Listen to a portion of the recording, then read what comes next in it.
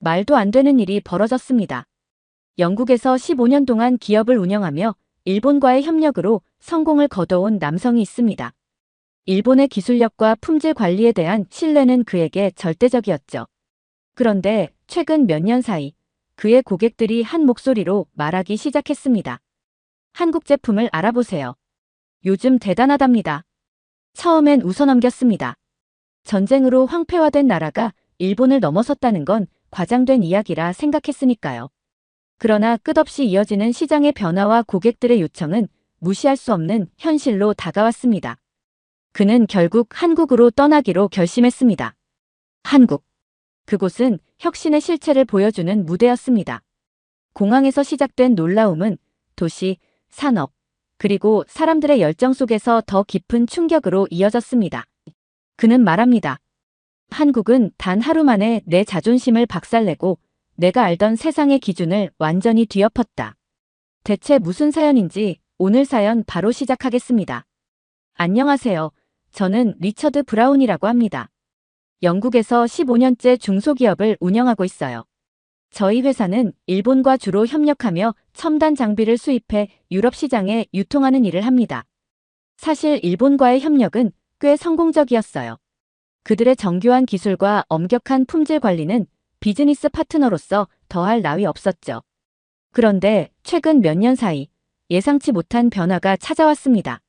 저희 주요 고객들이 하나같이 한국 브랜드를 언급하기 시작한 겁니다.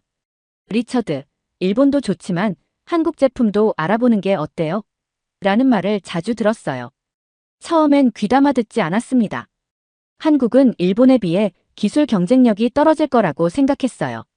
한국 제품이 세계적이라는 얘기는 과장된 홍보일 거라고요. 하지만 계속해서 들려오는 고객들의 피드백과 시장 동향을 무시할 수 없었습니다. 그렇게 저는 한국에 대해 조사를 시작했어요. 그런데 조사하면 할수록 이상하게도 궁금증이 커지더군요. 한국은 과거 전쟁으로 황폐화된 나라였다고 하던데 어떻게 세계 10위 경제대국이 되었는지 이해가 되지 않았습니다.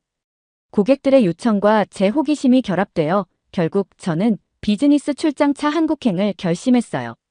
비행기는 영국 히드로 공항에서 출발해 11시간 후 인천국제공항에 도착했습니다. 비행기에서 내리자마자 느껴지는 공기는 낯설었지만 신선했어요. 인천공항은 대단했습니다. 거대한 터미널과 초현대적인 시설이 눈길을 사로잡았죠. 그런데 가장 놀라운 건 모든 과정이 얼마나 효율적인지였습니다. 짐을 찾는 데 걸리는 시간, 보안 검사의 신속함, 공항 내의 디지털 시스템까지 모든 게 완벽하게 짜여 있는 것처럼 보였어요. 공항에서 큰 충격을 받은 건 셀프 체크인 기계였습니다. 모든 절차가 간단하고 빠르게 진행됐어요. 영국 공항에서라면 직원과 얼굴을 맞대며 시간을 끌었을 텐데 여기는 달랐습니다. 기술과 편리함이 완벽하게 결합된 느낌이었어요. 공항에서 서울까지 이동하는 동안도 흥미로웠습니다. 공항철도라고 불리는 고속열차를 탔는데 좌석은 넓고 전반적인 시설들도 훌륭했습니다. 하지만 더 놀라운 건 기차에서 사용하는 무료 와이파이의 속도였습니다. 한국이 인터넷 강국이라는 말을 지나가듯 들은 적은 있지만 이렇게까지 빠를 줄은 몰랐어요. 제 스마트폰으로 영화를 스트리밍했는데 한 번도 끊기지 않더군요. 순간 한국도 하는데 영국은 왜 이런 서비스를 제공하지 못할까? 라는 생각마저 들었습니다. 서울역에 도착하자 화려한 네온 사인과 거대한 빌딩 숲이 마치 뉴욕 맨해튼에 온 듯한 착각을 불러일으켰어요. 거리 곳곳에 보이는 디지털 광고판들이 압도적이었습니다. 어떤 광고는 3D로 보이기도 해서 멈춰서서 한참 동안 바라보게 되더군요. 호텔로 가는 택시 안에서 택시 기사님과 대화를 나눴습니다. 영어는 서툴렀지만 기사님은 굉장히 친절하게 제 말을 이해하려고 노력했어요. 그러다 서울에 대해 자랑스럽게 말씀하시던 순간이 기억에 남습니다. 서울은 전 세계에서 가장 빠르게 성장한 도시 중 하나입니다. 라고 하시는데 그 목소리에는 자신감이 가득 차 있었습니다. 그때 저는 이 사람들은 자기 나라에 대한 자부심이 대단하구나라는 생각을 했어요. 호텔방에 도착한 후에도 제 머릿속엔 여러 가지 생각이 맴돌았어요. 한국이 이렇게 발전했는데 왜 몰랐을까? 그동안 내가 너무 뒤처진 건 아닐까? 라는 두려움이 생겼습니다. 경쟁 시장에서 살아남기 위해서는 한국을 제대로 이해해야겠다는 다짐이 들었어요. 첫 방문지는 호텔에서 가까운 강남의 한 스타트업 허브였어요. 도심 한가운데 있는 건물이었는데 외관부터 단순한 사무 공간이라기보다는 첨단 기술의 산실처럼 보였습니다.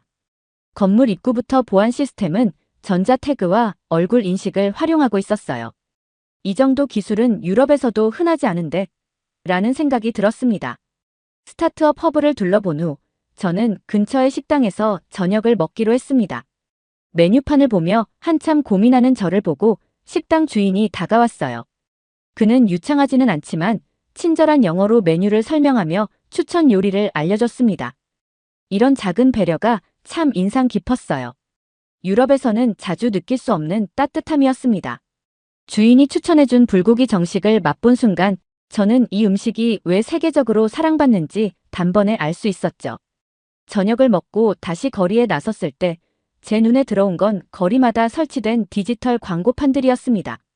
제가 지나가던 순간에는 한 광고에서 거대한 고래가 튀어나오는 3D 영상이 재생되고 있었어요. 사람들이 걸음을 멈추고 감탄하며 사진을 찍는 모습이 인상적이었죠. 저녁이 되어 호텔로 돌아오는 길, 택시 기사님과 짧은 대화를 나눴습니다. 기사님은 한국이 전 세계에서 인터넷 속도가 가장 빠르다는 것을 자랑스러워 하셨어요. 우리나라 사람들은 속도를 좋아합니다.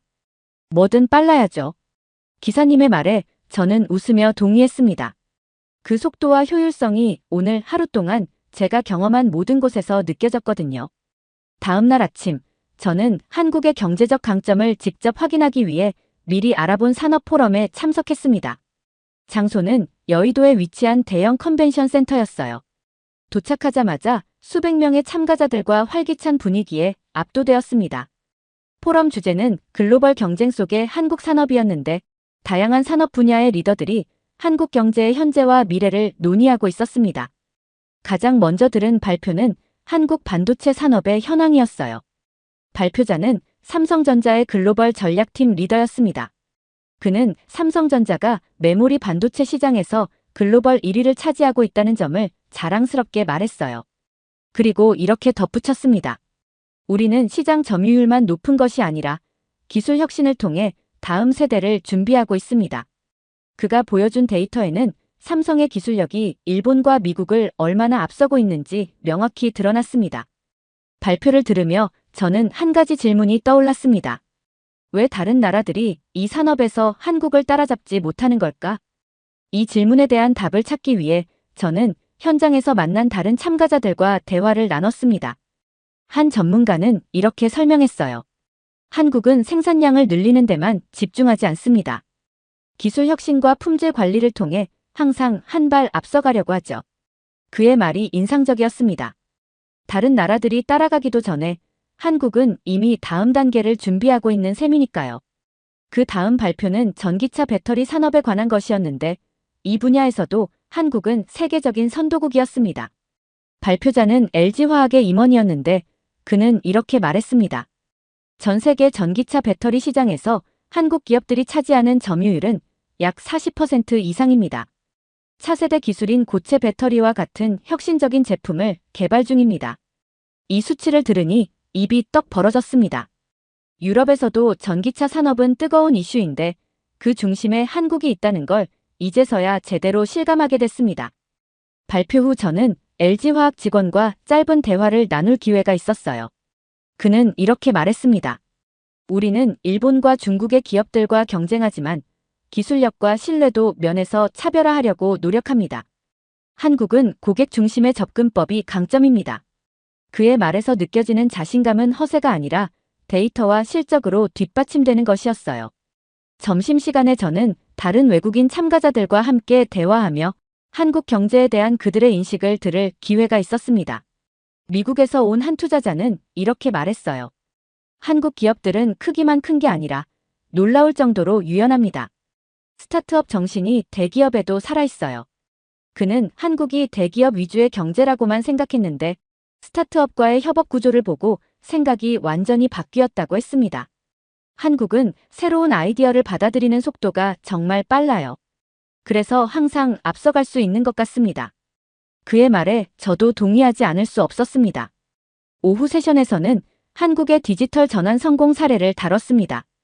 발표자는 한국 정부의 디지털 정책 담당자였는데 그는 한국은 전통적인 제조업 기반을 유지하면서도 디지털 경제로 전환에 성공한 몇 안 되는 국가입니다라고 말하며 여러 사례를 제시했습니다. 특히 중소기업들도 정부의 지원을 받아 디지털화를 통해 생산성과 경쟁력을 강화하고 있다는 점이 인상 깊었어요. 포럼 일정이 끝난 후 저는 저녁 식사를 위해 근처의 한 레스토랑을 방문했습니다. 테이블 옆에 앉은 한국인 사업가와 자연스럽게 대화를 나누게 됐어요. 그는 IMF 외환위기 당시 자신의 회사가 거의 문을 닫을 뻔한 경험을 들려줬습니다. 하지만 당시 주변 사람들의 도움과 정부의 지원 덕분에 재기할 수 있었다고 했어요. 한국은 어려울 때마다 모두가 힘을 합칩니다. 그게 우리가 이겨낼 수 있었던 이유죠. 그의 말에 저는 한국 경제의 강점이 단순한 숫자나 기술에서만 나오는 것이 아님을 깨달았습니다. 그 강점의 근원은 바로 사람들, 그리고 그들의 공동체 정신에 있었어요. 호텔로 돌아오는 길에 저는 하루 동안 들은 모든 이야기를 떠올렸습니다. 한국은 대기업부터 스타트업, 중소기업까지 모두가 연결되어 있었어요. 정부의 지원, 기업의 혁신, 그리고 국민들의 연대감이 한국 경제의 진정한 원동력이었습니다. 저는 영국에서의 제 비즈니스에 이런 정신을 어떻게 적용할 수 있을지 고민하기 시작했어요. 다음 날, 저는 한국의 소위 소프트 파워를 직접 체험하기 위해 오전 일정을 비워두고 한국의 문화적 경쟁력을 조사하기로 했습니다. 사실 K-팝이나 한국 드라마는 이미 전 세계적으로 유명하다는 사실을 알고 있었습니다. 하지만 이런 콘텐츠가 어떻게 한국 경제와 브랜드 이미지에 영향을 미치는지에 대해서는 제대로 이해하지 못하고 있었어요. 이번 방문에서 저는 그것을 직접 확인할 기회가 생겼습니다. 제 첫 방문지는 한국의 한 대형 엔터테인먼트 회사였습니다. 이곳은 세계적으로 유명한 K-팝 스타들을 배출한 곳으로 이름만 들어도 팬들이 열광하는 기업이었죠. 로비에 들어서자마자 제가 느낀 것은 이곳이 음악회사가 아니라 글로벌 브랜드로 자리 잡은 기업이라는 점이었습니다. 벽에는 아티스트들의 글로벌 투어 사진과 수상 내역이 가득했고 그 옆에는 다양한 굿즈와 협업 브랜드 상품들이 전시되어 있었어요. 투어 가이드는 K-팝 산업이 문화와 라이프 스타일을 수출하는 것이라고 설명했습니다. K-팝 팬들은 브랜드의 일부가 됩니다. 그들은 자발적으로 우리의 메시지를 세상에 퍼뜨려주죠. 그의 말에 저는 감탄하지 않을 수 없었습니다. K-팝은 음악 산업의 범주를 넘어 한국 제품과 브랜드에 대한 긍정적인 이미지를 형성하는 데 기여하고 있었죠. 그날 오후에는 K 콘텐츠의 또 다른 강자인 드라마와 영화 산업을 조사했습니다. 넷플릭스 코리아 본사를 방문한 자리에서 한국 드라마가 전 세계에서 얼마나 큰 영향력을 미치고 있는지 구체적인 데이터를 접할 수 있었습니다. 오징어 게임의 성공은 이미 잘 알려져 있었지만 그 외에도 더 글로리 킹덤 같은 작품들이 글로벌 순위에서 상위권을 차지했다는 이야기는 새로웠습니다. 특히 인상 깊었던 점은 한국 드라마와 영화가 보편적인 인간의 감정을 담아냈다는 점이었죠. 오징어 게임의 생존 본능, 더 글로리의 복수와 정의에 대한 이야기들은 어디에서나 공감할 수 있는 주제였죠. 그리고 이런 콘텐츠들이 넷플릭스를 통해 글로벌 시장에서 경쟁력을 가지게 되었던 겁니다. 그곳에서 저는 투어에 참석한 젊은 외국인 팬들과 직접 이야기를 나눌 기회가 있었습니다. 한 청년은 이렇게 말했습니다. K-팝이나 드라마를 보고 한국을 좋아하게 됐지만 사실 더 놀란 건 한국 제품이에요. 콘텐츠에서 보던 브랜드들이 실제로도 뛰어난 품질을 가지고 있어서 더 자주 사용하게 되었어요. 그 청년의 이야기를 듣고 저는 K-브랜드가 어떻게 문화 콘텐츠와 결합해 세계적으로 확장되고 있는지 실감할 수 있었습니다. 이날 경험은 저를 완전히 새로운 시각으로 바꿔놓았습니다. 한국의 문화 산업은 재미와 흥미를 제공하는 것을 넘어 사람들의 마음에 깊은 영향을 미치고 있었어요. 그리고 그 영향력은 한국 경제와 브랜드 이미지에도 자연스럽게 이어지고 있었죠. 호텔로 돌아가는 길, 저는 서울 거리를 다시 한번 둘러봤습니다. 곳곳에 보이는 디지털 광고판과 한류 스타들의 이미지가 이제는 상업적인 요소로 보이지 않았어요. 그것들은 한국이 전 세계와 소통하는 방식이었고 그 자체로 한국의 강점을 보여주는 상징이었습니다. 다음 일정으로 저는 한국 산업 생태계의 다양성과 강점을 직접 확인하기 위해 서울 강남에 위치한 대형 전자제품 매장을 찾았습니다.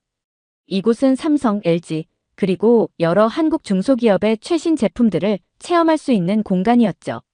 한국이 왜 혁신의 나라로 불리는지 조금 더 깊이 이해하고 싶었어요. 매장에 들어가자마자 눈길을 사로잡은 건 삼성전자의 최신형 스마트 TV였습니다. 판매원은 이 TV가 AI를 활용해 사용자의 취향에 맞는 콘텐츠를 추천한다고 설명했어요. 실제로 체험해보니 화면의 색감과 음질이 압도적이었습니다. 특히 TV를 통해 스마트 홈 기기들을 연결하고 조작할 수 있는 기능이 눈에 띄었어요. 집안의 가전제품과 조명, 심지어 보안 시스템까지 제어할 수 있다니 그야말로 미래를 보는 듯한 경험이었습니다. 이 매장은 기술과 일상이 어떻게 융합될 수 있는지를 보여주는 일종의 전시장이었습니다. 저는 판매원의 설명을 듣고 이 정도면 기술이 아니라 예술이군요라고 감탄했어요. 판매원은 미소를 지으며 이렇게 말했습니다. 삼성의 목표는 기술로 사람들의 삶을 더 편리하고 행복하게 만드는 것입니다. 이 말에 저는 한국 기업들이 제품을 만드는데 그치지 않고 사람 중심의 기술을 추구하고 있다는 점을 느꼈습니다. 이어서 LG의 전자제품 부스를 둘러봤습니다. LG의 최신 공기청정기는 실내 공기질을 실시간으로 분석해 자동으로 작동했어요. 이 제품은 미국과 유럽에서 특히 인기가 많습니다라는 설명을 들으며 한국 기술이 글로벌 시장에서 신뢰받고 있다는 점을 실감했습니다. 점심시간이 되어 저는 근처 카페에서 스타트업 CEO를 만나 미팅을 진행했습니다. 그는 AI 기술을 활용해 농업 생산성을 높이는 플랫폼을 운영하고 있다고 했어요. 그의 이야기를 들으며 한국의 스타트업 생태계가 얼마나 다양하고 강력한지 새삼 깨달았습니다. 특히 그는 정부의 창업 지원 정책이 스타트업 성장에 큰 힘이 되었다고 설명했어요. 오후 일정으로는 서울 외곽에 있는 산업박람회를 방문했습니다. 이곳은 대기업, 중소기업, 스타트업이 함께 참여해 최신 기술과 제품을 선보이는 자리였죠. 박람회에서 저는 한 중소기업 부스를 방문했는데 이 회사는 전자부품을 제조하는 곳이었어요. 대표는 이렇게 말했습니다. 우리는 삼성을 비롯한 대기업에 부품을 납품하며 성장했어요. 대기업이 기술 자문과 품질 관리를 지원해준 덕분에 지금은 해외로도 수출하고 있습니다. 그의 말은 한국 산업 생태계가 협력과 상생을 기반으로 한다는 것을 잘 보여줬습니다. 하루 일정을 마치고 돌아오는 길, 저는 이날 느낀 점들을 정리했습니다. 한국은 대기업의 나라가 아니었어요. 대기업과 중소기업, 스타트업이 각자의 강점을 살리며 상호 보완적으로 성장하고 있었어요. 그날 밤 창문 너머로 보이는 서울의 야경은 더욱 아름답게 느껴졌습니다. 이 도시는 화려한 건물로만 이루어진 것이 아니라 사람들의 열정과 협력으로 빛나고 있다는 것을 알게 되었으니까요. 저는 한국 산업 생태계에서 배운 것을 제 비즈니스에 어떻게 적용할 수 있을지 고민하며 잠자리에 들었습니다. 서울에서의 저는 한국의 기술력과 경제적 성과에 연달아 놀랐습니다. 하지만 이번에는 조금 다른 경험을 해보고 싶었습니다. 기술이나 산업이 아닌 한국 사람들의 생활과 정서를 가까이에서 느껴보는 것이 목표였어요. 그러던 중 강북의 작은 전통시장을 추천받아 가이드와 함께 방문하게 됐습니다. 전통시장은 서울의 화려한 도심과는 완전히 다른 풍경이었죠. 좁은 골목 사이로 늘어선 상점들과 상인들의 활기찬 목소리가 울려 퍼졌어요. 고층 빌딩과 최첨단 기술로 가득한 강남의 모습과는 너무나도 다른 정겨운 풍경이었죠. 시장을 둘러보던 중 저는 떡볶이 냄새를 따라 작은 분식집에 들어갔습니다. 그곳은 60대 부부가 운영하는 가게였는데 한눈에 봐도 오랜 시간 사랑받아온 곳이라는 느낌이 들었습니다. 주인 할머니는 제가 외국인이라는 것을 알아채고 웃으며 물어보셨어요. 처음 먹어보는 거예요? 제가 고개를 끄덕이자 할머니는 무료로 오뎅 국물 한 그릇을 주셨습니다. 분식집 안에서 먹는 동안 옆 테이블에 앉아있던 젊은 부부와 이야기를 나눴습니다.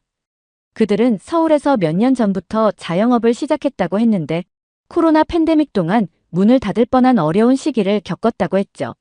하지만 정부의 지원금과 지역사회의 도움 덕분에 다시 일어설 수 있었다며 한국은 서로를 돕는 문화가 있어서 버틸 수 있었어요. 라고 말했습니다. 저는 그들이 겪은 어려움과 극복 과정을 들으며 한국 사회의 연대 정신이 과거의 이야기가 아니라 여전히 현재에도 강하게 작용하고 있다는 것을 느꼈습니다. 시장 구경을 마치고 나오면서 저는 또 하나의 작은 에피소드를 겪었습니다. 좁은 골목길에서 할머니 한 분이 무거운 장바구니를 들고 힘들게 걷고 계셨는데 한 젊은 여성이 다가가 자연스럽게 그 짐을 들어드리며 함께 걸어가는 모습이었어요. 그 장면을 보고 저는 미소를 지으며 이런 생각을 했습니다. 이 나라 사람들은 기술뿐만 아니라 마음도 앞서가는구나. 며칠 동안 한국을 경험하며 저는 자연스럽게 일본과 중국을 떠올리게 되었어요. 이 세 나라는 모두 동아시아를 대표하는 경제 강국이지만 각자의 방식과 문화가 전혀 달랐죠.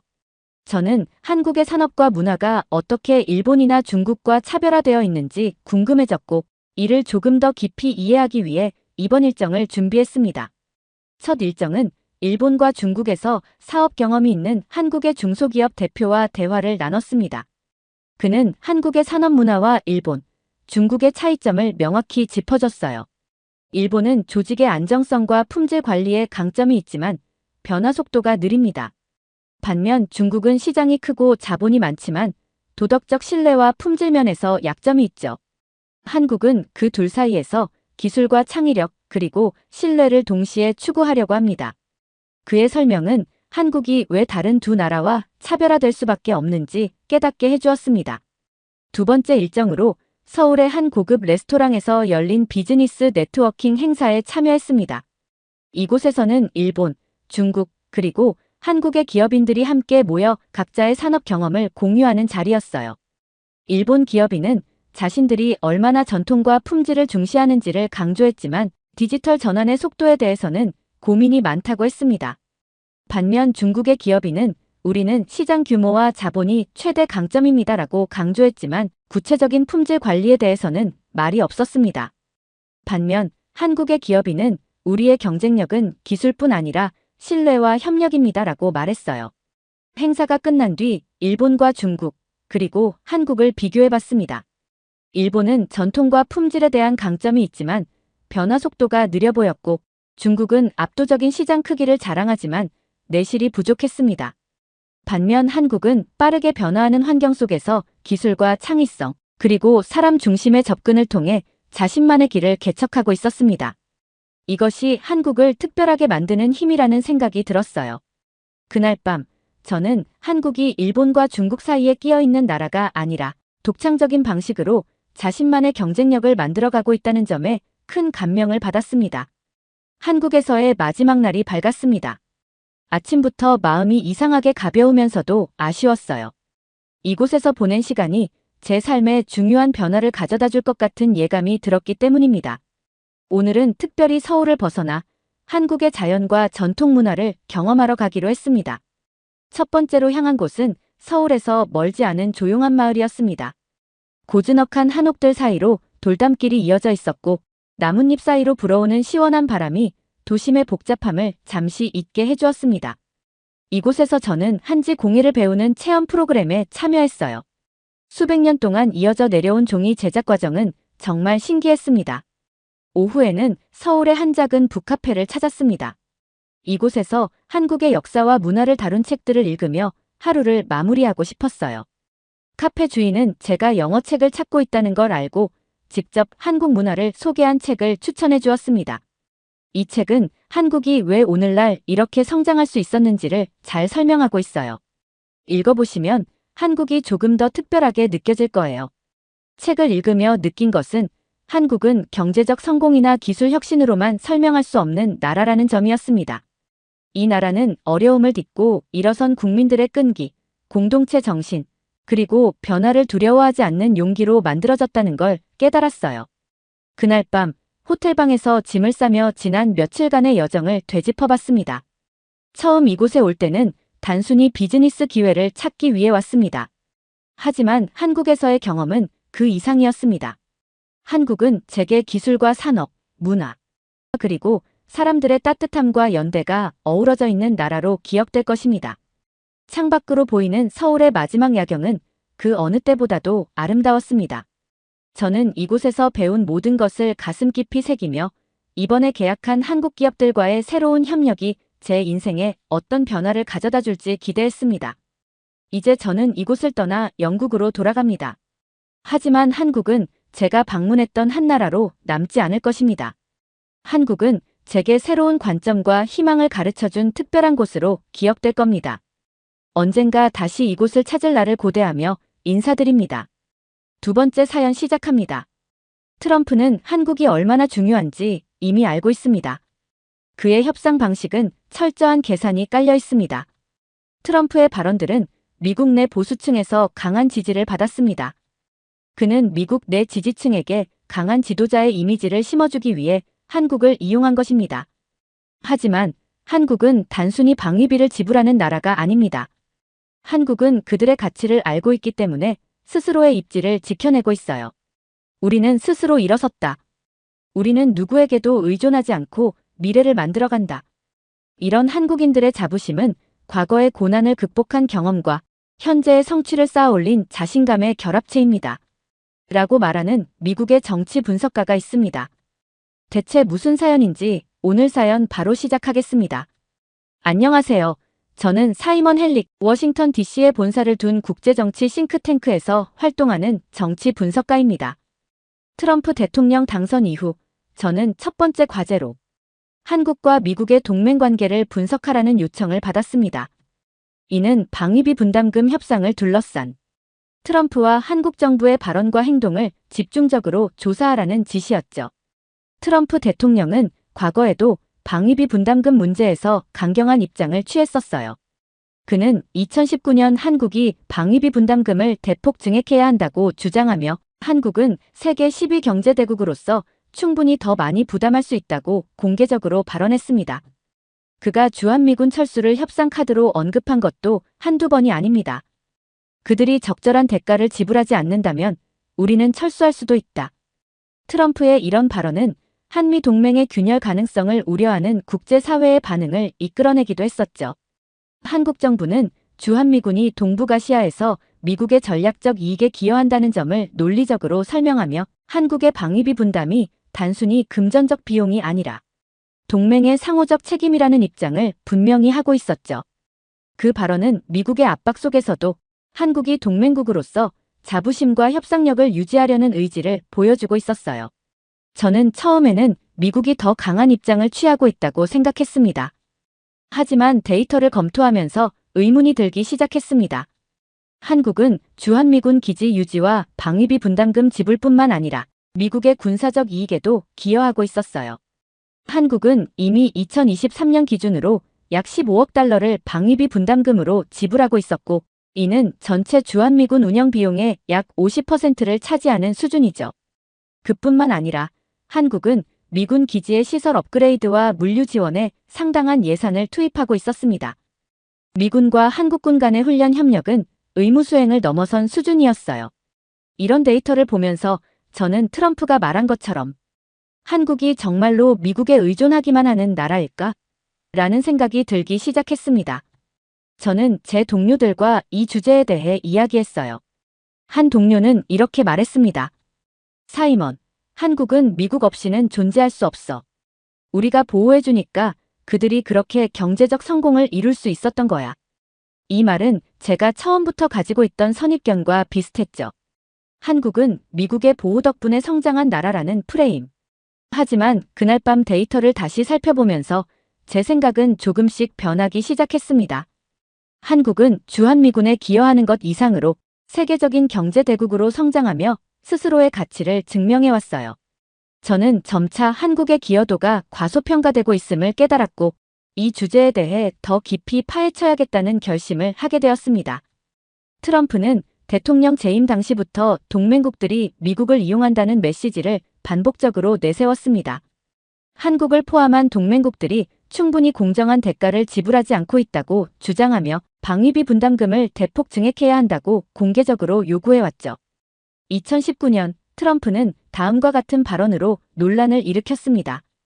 한국은 우리가 보호해주는 대가로 훨씬 더 많은 돈을 지불해야 한다. 그들은 세계에서 가장 부유한 나라 중 하나이며 지금까지 우리가 그들을 너무 많이 도와줬다. 그는 한국이 방위비 분담금으로 연간 10억 달러 이상을 부담하고 있음에도 충분하지 않다며 약 50억 달러를 요구했습니다. 이는 기존 금액의 약 5배에 달하는 금액이었고 한국 내부에서도 큰 논란을 일으켰어요. 트럼프는 이를 미국 내 지지층에게 강한 지도자의 이미지로 포장하며 이렇게 말했어요. 우리는 더 이상 세상에서 다른 나라들을 무료로 보호해주는 일이 없을 것이다. 그는 주한미군 철수 가능성을 협상 카드로 꺼내들며 한국 정부를 압박하기 시작했어요. 이 발언은 한국뿐 아니라 국제사회에서도 큰 반발을 불러일으켰지만 트럼프는 단호했습니다. 이 상황에서 한국 정부는 매우 신중하면서도 논리적인 대응을 선택했어요. 2020년 초 한국 정부는 방위비 협상에 대해 상호 이익과 동맹의 가치를 기반으로 공정하게 논의해야 한다고 강조했죠. 당시 청와대 관계자는 이렇게 말했습니다. 주한미군은 한국만을 보호하는 역할이 아닙니다. 이는 동북아시아에서 미국의 전략적 이익을 유지하는 중요한 역할을 합니다. 특히 한국은 자신들이 주한미군 기지와 관련해 막대한 기여를 해왔다는 점을 부각시켰어요. 한국에 있는 평택 캠프 험프리스는 세계 최대 규모의 미군 기지로 한국 정부가 건설 비용의 약 90%를 부담했습니다.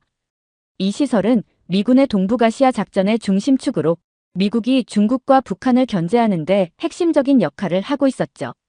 결국 2021년 3월 한미 양국은 방위비 협상에서 합의에 도달했습니다. 이 과정에서 한국 정부는 금전적 부담만을 논의한 것이 아니라 주한미군의 상호적 가치를 논리적으로 강조했어요. 저는 이 사건을 분석하며 트럼프의 협상 방식이 강압적으로 보일지언정 그 뒤에는 철저한 계산이 있다는 점을 깨달았습니다. 그는 방위비 협상을 통해 미국 내 지지층에게 강한 지도자의 이미지를 심어주려 했어요. 동시에 한국이 협상에서 얼마나 중요한 동맹국인지를 이용해 최대한의 양보를 끌어내려 했던 것입니다. 하지만 한국도 만만한 상대가 아니었죠. 그들은 논리와 데이터를 통해 트럼프의 요구를 현실적으로 조정하는 데 성공했습니다. 제가 보고서를 작성하며 내린 결론은 명확했어요. 한국은 이미 전략적 파트너로서 스스로의 가치를 입증하고 있는 나라라는 것을요. 동맹의 가치를 강조하며 협상력을 보여준 한국의 대응은 트럼프의 협상 전략을 효과적으로 맞받아친 사례로 기록될 만했습니다. 제가 깊이 파고들기 시작한 것은 한국의 경제와 산업이 미국의 전략적 이익에 어떻게 기여하고 있는가라는 점이었어요. 최근 트럼프가 한국에 도움을 요청한 조선업과 첨단 기술 분야에서 한국이 세계적 경쟁력을 갖추고 있다는 사실은 제가 처음으로 한국이 도움을 받는 나라가 아니다라고 느끼게 만든 결정적 계기였습니다. 한국의 조선업은 이미 세계 최고의 기술력을 인정받고 있었습니다. 삼성중공업, 현대중공업, 대우조선해양과 같은 기업들은 LNG선, 초대형 원유 운반선, 군함 등 고부가가치 선박 건조 분야에서 세계 시장을 선도하고 있죠. 트럼프가 당선 이후 한국에 협력을 요청했던 조선업 분야를 조사하며 저는 한국이 선박 제조 강국을 넘어 미국의 전략적 군사력 유지에도 중요한 역할을 하고 있다는 것을 알게 되었어요. 특히 미 해군 군함 유지 보수 및 정비 분야에서 한국 조선업체들의 기여는 놀라웠습니다. 미국은 자체 조선업의 경쟁력이 약화되면서 해외에서 군함 유지 보수 작업을 의뢰해야 하는 상황에 처해 있죠. 이때 한국의 조선소는 기술력과 시간 효율성에서 미국 해군이 신뢰할 수 있는 선택지로 평가받고 있습니다. 트럼프는 이러한 현실을 알고 있었기에 한국과의 협력을 경제적 요구와 함께 언급했던 것입니다. 조선업 외에도 한국은 첨단 기술 분야, 특히 반도체 산업에서 세계 경제의 중심에 있습니다. 제가 데이터를 검토하던 중 한 가지 통계를 발견했어요. 2023년 기준 삼성전자와 SK하이닉스는 글로벌 반도체 시장 점유율의 70% 이상을 차지하고 있다는 사실을 말이죠. 미국의 주요 IT 기업은 한국산 반도체에 크게 의존하고 있었으며 이는 단순히 경제적 관계를 넘어 미국의 기술 경쟁력과 안보에 중요한 영향을 미치고 있었습니다. 반도체는 상업적 용도로만 사용되는 부품이 아니에요. 이는 군사장비, 인공지능, 우주항공 등 미래 기술의 핵심 기반이죠. 트럼프가 중국과의 기술 패권 경쟁을 강조하며 반도체는 미국 안보의 핵심이라고 언급한 이유도 여기에 있습니다. 저는 한국이 반도체 공급망에서 차지하는 절대적인 위치를 분석하면서 한국이 미국의 기술적으로 필수적인 파트너라는 결론에 도달하게 되었습니다. 제가 조사를 진행하면서 알게 된 가장 중요한 사실은 한국의 기여도가 과소평가되고 있다는 점이었어요. 방위비 협상에서 한국이 주한미군 기지 유지와 시설 업그레이드에 투자한 금액은 이미 막대한 수준이었어요. 하지만 그것만이 아니었죠. 한국은 경제적 측면에서도 미국에게 중요한 역할을 하고 있었습니다. 조선업과 반도체 외에도 한국의 방위산업은 또 다른 강점이었습니다. K2 전차, K9 자주포, KF-21 보람의 전투기 등은 이미 세계 시장에서 높은 평가를 받고 있었고 일부는 미국과의 협력하에 개발되고 있었습니다. 한국의 미사일 방어 시스템 또한 미국의 패트리어트 시스템과 통합적으로 작동할 수 있는 기술력을 갖추고 있었어요. 이 데이터는 한국이 미국의 군사적 우위를 지원하는 기술적 파트너라는 점을 분명히 보여주고 있었죠. 하지만 그때까지만 해도 한국의 외교적 영향력에 대해서는 크게 신경 쓰지 않았습니다. 한국은 북한의 위협 속에서 미국의 보호를 받는 수동적인 나라라고만 생각했던 겁니다. 그러나 방위비 협상을 비롯한 여러 외교 사례를 조사하면서 저는 한국이 세계 무대에서 어떤 식으로 자신들의 입지를 만들어 왔는지 점차 깨닫기 시작했어요. 북한의 핵 개발과 미사일 도발은 한국에게 언제나 최대의 위협입니다. 그러나 이 문제를 다루는 한국의 접근 방식은 미국에 의존하는 것을 넘어 주도적 역할을 하려는 태도를 점차 강화하고 있었죠. 한국 정부는 북한 문제에 대해 강경한 입장을 유지하면서도 국제사회를 통해 북한의 행동을 견제하려는 전략을 취했습니다. 특히 유엔 안보리에서의 대북 제재 강화와 같은 조치에서 한국의 적극적인 외교 활동이 돋보였습니다. 2023년 말 북한이 대륙간탄도 미사일 발사를 감행했을 때 한국 정부는 미국과 일본과의 긴밀한 공조를 통해 즉각 대응했습니다. 그는 다음과 같은 강경한 발언을 통해 한국의 입장을 분명히 했습니다. 북한의 도발은 더 이상 용납될 수 없으며 한국은 동맹국들과 함께 강력히 대응할 것입니다. 또한 한국의 외교에서 가장 복잡한 부분은 바로 중국과의 관계였습니다. 한국은 미국과의 군사경제 동맹을 강화하면서도 중국과의 경제적 연결을 완전히 포기할 수 없는 상황에 놓여 있었죠. 2024년 초 중국이 한미일 협력에 반발하며 한국의 경제적 압박 조치를 가할 것이라는 소문이 돌았을 때 한국 정부는 중국을 자극하지 않으면서도 한국의 외교적 독립성을 강조하는 태도를 유지했습니다.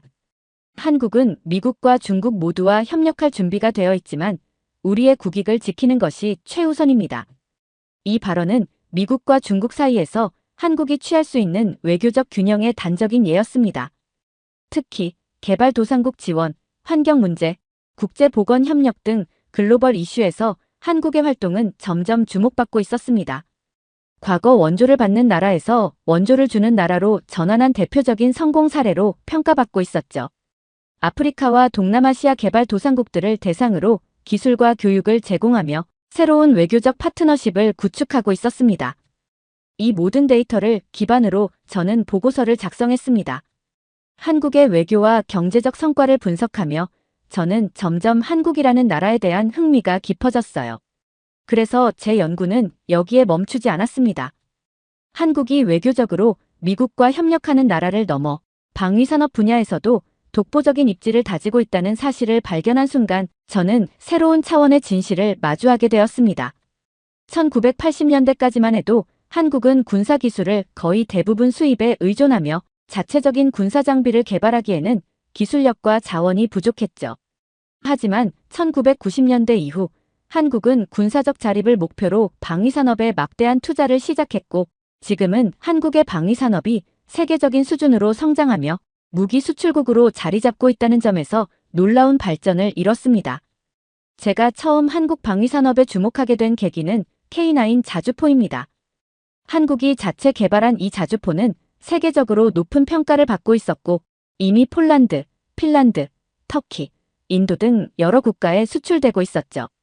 특히 폴란드는 2022년 러시아의 우크라이나 침공 이후 한국산 무기인 K2 전차와 K9 자주포를 대량 구매하며 한국의 방위산업에 신뢰를 보였습니다.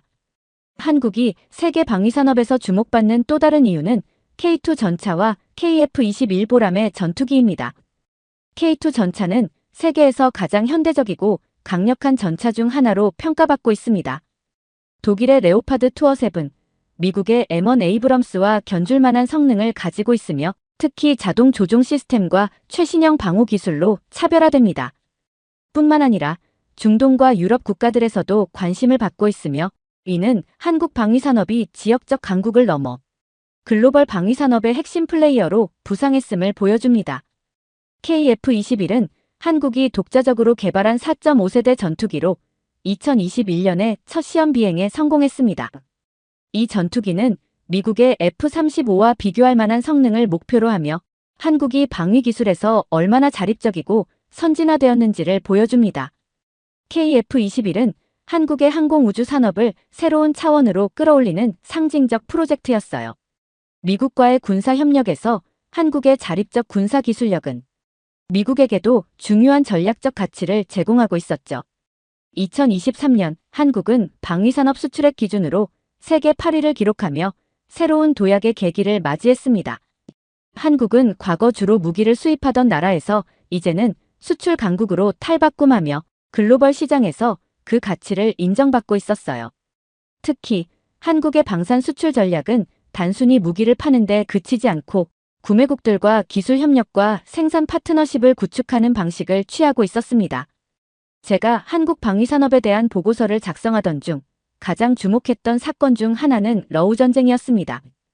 2022년 러시아의 침공 이후 유럽 국가들은 군사적 자원을 보강할 필요성을 절실히 느꼈습니다. 이때 한국은 유럽 국가들에게 빠르게 무기를 공급할 수 있는 몇 안 되는 국가로 주목받았죠. 트럼프가 방위비 분담금 협상에서 한국을 압박하면서도 동시에 조선업과 방위산업 분야에서 협력을 요청했던 이유가 이제야 명확해졌습니다. 저는 보고서의 결론에 이렇게 적었습니다. 한국 방위산업의 성장은 한 나라의 자립을 넘어 동맹의 새로운 가치를 제시하고 있다. 한국은 이제 미국의 부담을 덜어주는 동맹국이자 글로벌 안보 질서에서 중요한 역할을 하는 강력한 플레이어다. 이 사실을 알게 된 후 저는 한국에 대해 조금 더 배우고 싶다는 열망을 느끼기 시작했습니다. 저는 트럼프가 한국을 머니머신처럼 취급한 발언의 역설을 이해하게 되었어요. 방위비 분담금을 둘러싼 트럼프의 강압적 태도는 금전적인 문제로 끝나는 것이 아니었습니다. 그는 한국이라는 나라의 중요성을 누구보다 잘 이해하고 있었으며 이러한 압박이 한국의 가치를 더 높이 평가했기 때문에 가능했다는 사실을 깨달았어요. 트럼프는 대통령 재임 기간 동안 한국을 포함한 여러 동맹국들을 대상으로 강력한 방위비 증액 요구를 했습니다. 그의 발언들은 미국 내 보수층에서 강한 지지를 받았습니다. 트럼프 지지자들에게는 미국이 동맹국들로부터 더 많은 대가를 얻어내는 것이 미국 우선주의를 실현하는 강력한 지도자의 모습으로 비춰졌을 겁니다. 트럼프의 발언들을 분석하며 저는 그가 경제적 이익을 추구한 것이 아니라 국내 정치적 목적을 위해 한국을 이용하고 있다는 점을 발견했습니다. 트럼프는 동맹국들을 압박하며 미국이 이용당하고 있다는 서사를 강조했습니다. 이는 경제적 부담을 줄이고 미국의 이익을 극대화하겠다는 그의 이미지와 맞물려 지지층을 결집시키는 데 효과적인 전략이었던 것이었죠. 트럼프는 종종 협상 초기에 과도한 요구를 제시하고 상대방의 양보를 끌어내기 위해 점진적으로 현실적인 타협안을 제안하는 방식을 사용했습니다.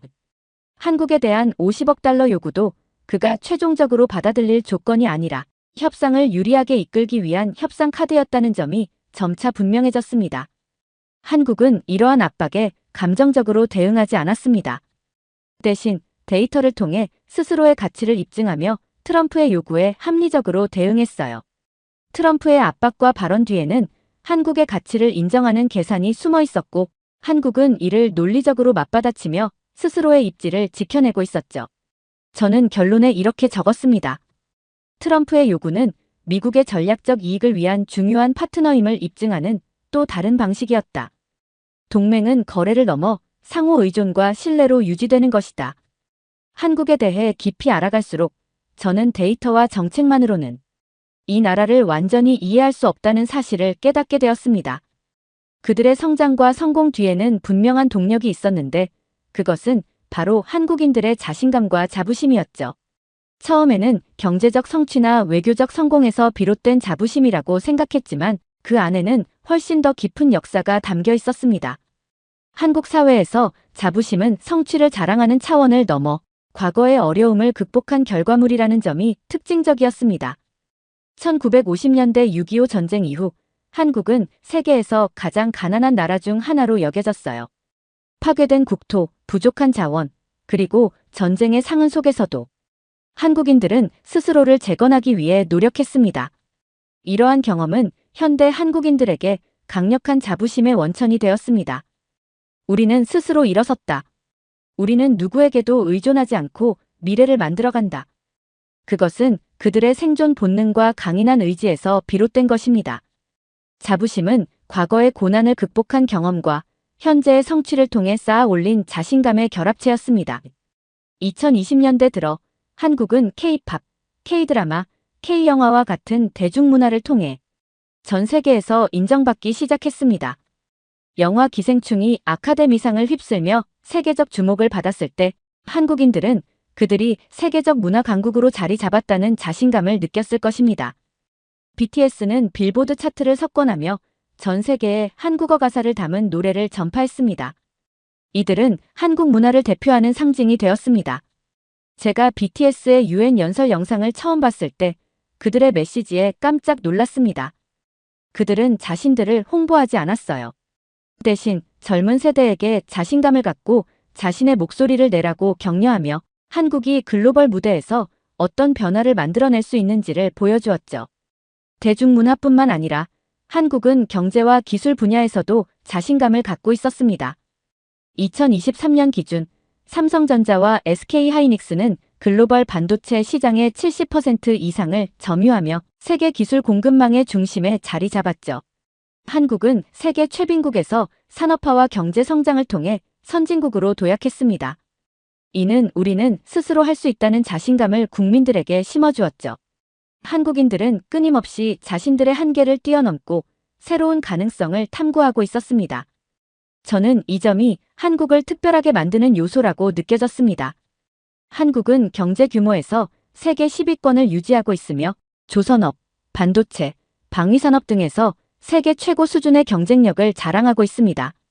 물론 지나친 자부심이 현실 감각을 흐리거나 타국과의 갈등을 초래할 수 있다는 점은 한국 사회 내에서도 잘 알려져 있었습니다. 하지만 저는 이 자부심이 현실 왜곡이 아니라 한국인들이 미래를 설계하는 에너지가 된다는 사실을 깨달았어요. 그들의 자신감은 긍정적인 방향으로 발현되었고 이는 글로벌 무대에서 한국이 더 큰 역할을 할 수 있도록 이끄는 원동력이 되었습니다. 이 모든 것을 조사하면서 저는 한국에서 중요한 교훈을 얻었습니다. 스스로를 믿는 힘이 국가를 바꿀 수 있다. 처음에는 트럼프의 외교 전략을 분석하는 프로젝트였지만 한국의 외교, 경제, 방위산업, 그리고 그들의 문화적 자신감을 탐구하며 저는 점차 이 나라가 단순한 동맹국 이상의 가치를 가지고 있음을 깨닫게 되었습니다. 그러나 이 모든 것을 이해하려면 한 가지 질문에 답해야 했습니다. 왜 한국은 이렇게 강해졌는가? 그들은 극복의 역사와 함께 성장해왔어요. 6.25 전쟁 이후 거의 모든 산업 인프라가 파괴되었고 경제는 사실상 마비 상태였습니다. 그런 한국이 어떻게 현재의 세계 10대 경제 강국으로 성장할 수 있었는지를 이해하는 것은 그들의 현재를 이해하는 데 필수적인 열쇠였습니다. 저는 자료를 통해 다음과 같은 몇 가지 중요한 요소를 발견했습니다. 1960에서 70년대 박정희 정부는 경제개발 5개년 계획을 통해 경제 성장을 이끌었습니다. 한국 국민들은 새마을 운동과 같은 캠페인을 통해 적극적으로 경제 재건에 참여했습니다. 저임금 노동과 장시간 근무라는 희생 속에서도 한국은 산업화를 빠르게 이루어냈죠. 한국은 다른 개발도상국들과는 달리 교육에 막대한 투자를 했습니다. 이는 한국의 빠른 기술 발전과 글로벌 시장에서의 경쟁력을 가능하게 한 핵심 요소였어요. 교육에 대한 투자는 한국이 제조업 중심의 경제에서 벗어나 첨단 기술 산업으로 전환하는 데 성공하는 초석을 만들었죠. 반도체, 조선, 방위산업은 모두 이 과정에서 발전한 분야였습니다. 과거 원조를 받던 나라에서 이제는 원조를 제공하는 나라로 변모한 한국은 다양한 국제기구에서 개발도상국의 교육과 기술 발전을 지원하며 글로벌 파트너십을 강화하고 있었습니다. 2024년 한국은 탄소 중립 목표를 조기 달성하기 위해 미국 및 유럽과 협력하며 녹색 기술 개발과 신재생 에너지 산업에 적극 투자하고 있었어요. 이는 환경적 책임을 다하는 것을 넘어 기술 강국으로서의 위상을 강화하는 중요한 행보였습니다. 제가 트럼프의 방위비 분담금 협상을 분석하며 시작한 이 연구는 이제 한미 동맹이 단순한 군사적 협력 이상의 의미를 가진다는 결론으로 이어졌습니다. 보고서를 마무리하기 전 저는 한국 대중들의 목소리를 더 깊이 이해하기 위해 여러 인터넷 커뮤니티와 뉴스를 탐독했습니다. 특히 한국인들이 세계적 성취를 자랑스러워하면서도 동시에 스스로를 과소평가하지 않으려는 태도가 인상적이었습니다. 온라인 커뮤니티에서는 K-팝, 방위산업, 경제 성과에 대한 이야기가 넘쳐났습니다. 하지만 그 속에서 저는 자부심 이상의 것을 발견했습니다. 우리는 여기까지 왔지만 아직 갈 길이 멀다. 세상은 우리를 작은 나라로 봤지만 우리는 더 큰 미래를 꿈꾼다. 이런 대화 속에서 저는 한국인들이 자신들의 성취를 인정하면서도 동시에 끊임없이 발전하려는 자세를 유지하고 있다는 점을 느꼈습니다. 한국의 성공은 그들이 직면했던 수많은 위기 속에서 끊임없이 도전하고 성장하려는 의지의 결과였습니다. 보고서를 제출한 후에도 저는 한국이라는 나라를 더 깊이 이해하고 싶다는 열망을 느꼈어요. 그들의 과거와 현재, 그리고 미래를 배우는 것은 한 나라의 이야기를 아는 것을 넘어 우리 모두가 배울 수 있는 강력한 교훈을 담고 있다고 생각합니다. 그들은 그들의 가치를 증명해냈고 이제는 세계를 바꾸고 있습니다. 저는 그 변화의 목격자가 되었다는 사실에 감사하며 언젠가 한국을 직접 방문해 그 진정한 모습을 보고 싶습니다. 오늘 사연이 재미있으셨다면 구독과 좋아요, 알림 설정까지 부탁드립니다. 더 재미있는 사연으로 돌아오겠습니다.